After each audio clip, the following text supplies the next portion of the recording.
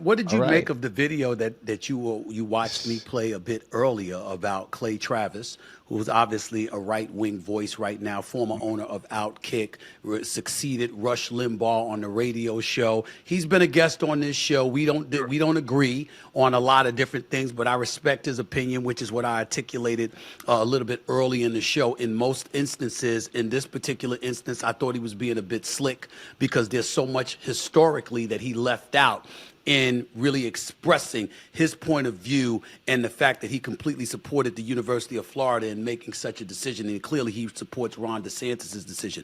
What did you make when you saw that video of him saying what he said on his podcast? Look, I'm with you. I appreciate people who articulate their viewpoints with equanimity and poise and can do so, even if I dramatically disagree Right. with him. So I can dig Clay in that sense, or Charlie Arnold. I used to like him simply because he used those big words. Like I'm just like he said another big word. I don't know what the hell it mean, but he said it, and that means he's the smartest man in the room. So I'm listening to him. I'm like, okay, say more big words.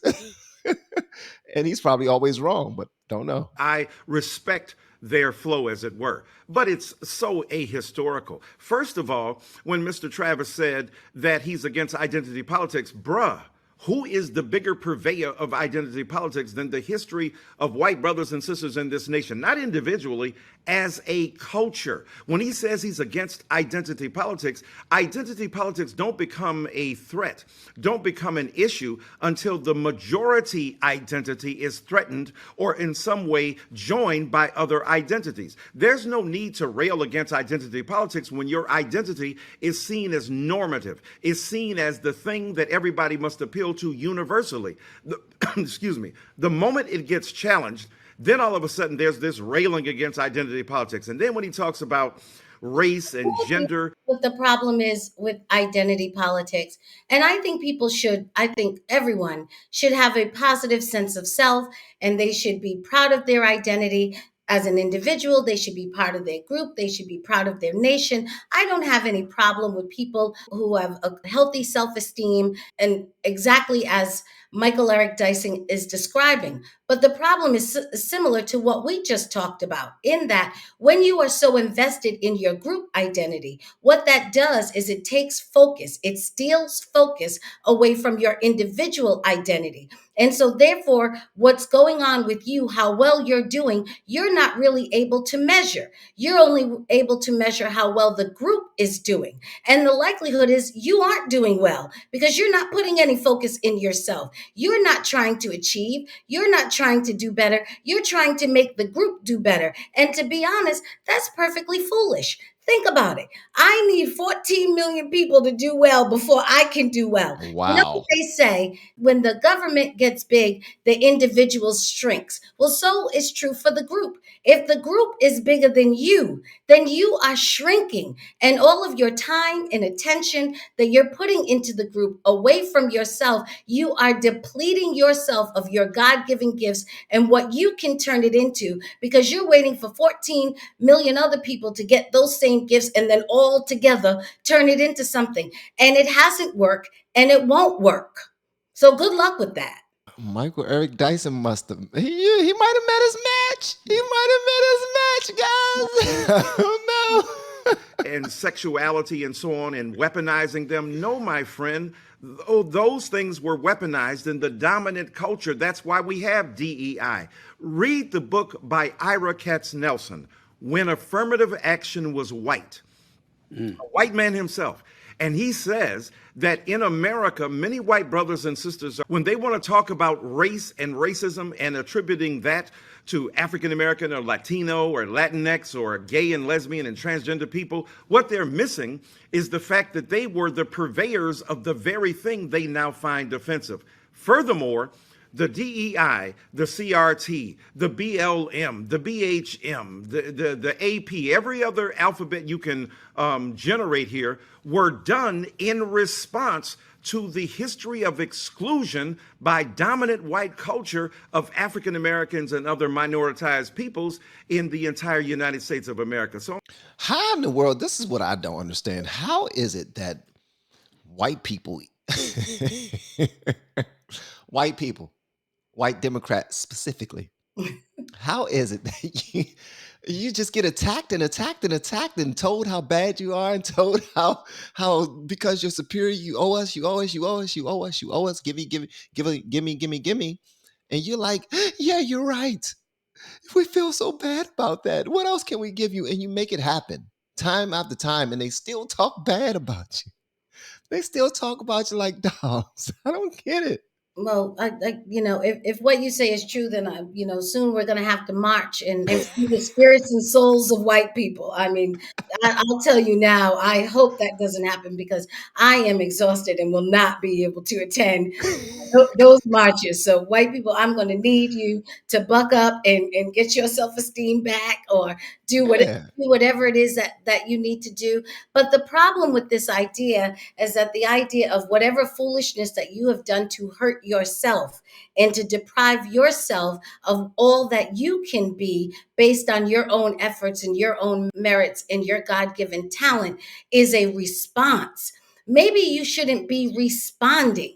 Maybe you should get off of defense and stop playing some offense and Right. be offensive about yourself and what you can do and how you can add value. And I don't doubt, I truly don't doubt. I mean, I come from parents who grew up in the rural segregated South. So I am not saying that we have not had a history that was full of absolute atrocities. All of that is true. But Hell yeah. but none of that has anything to do with what, unfortunately, Dr. Dyson is discussing right now. What he's discussing, to me, seems like a scheme.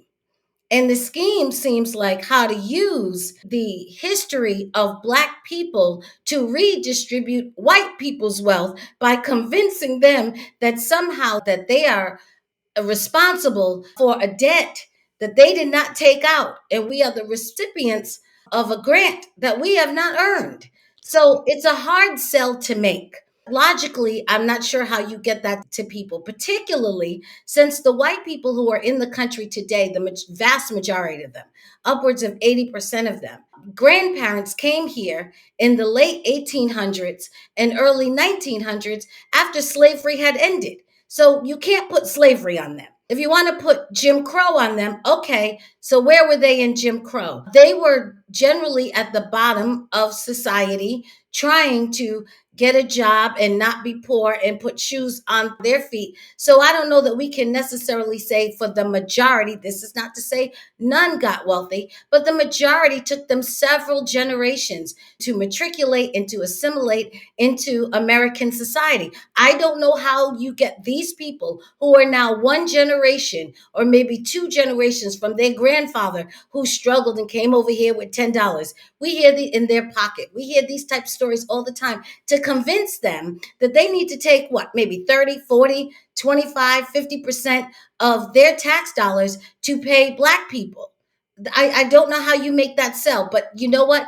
If there's somebody who can do it, it would be Dr. Dyson and all his words. So let's see if he can. I'm afraid that Mr. Travis just doesn't even take into account that history. I'd have more respect if he acknowledged that history and the persistence, not just history, the persistence of inequities and inequalities. Now, to say I simply disagree with the methodology that's being deployed to try to remedy them, he doesn't see anything necessary to remedy. That's part of the ahistorical priorities that the right wing has unfortunately generated. Well, I agree that there are absolute inequities. That is a 100% true. The issue is, and maybe Stephen A will ask him, but the question is, are inequities natural?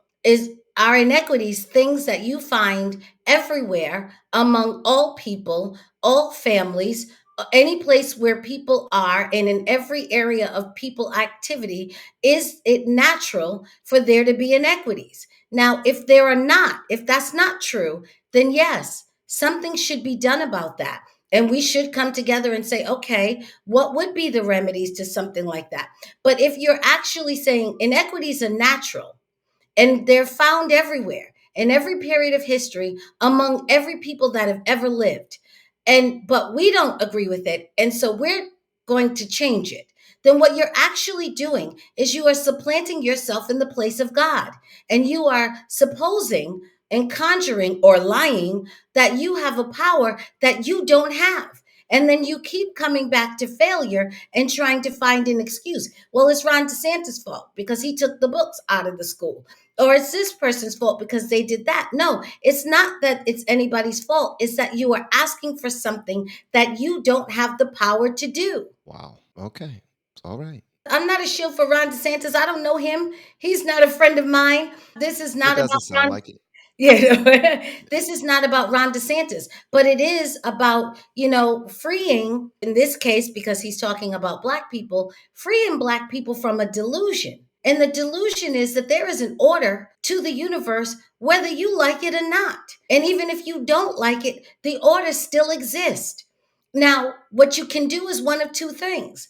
You can figure out what that order is, and you can work in harmony with it.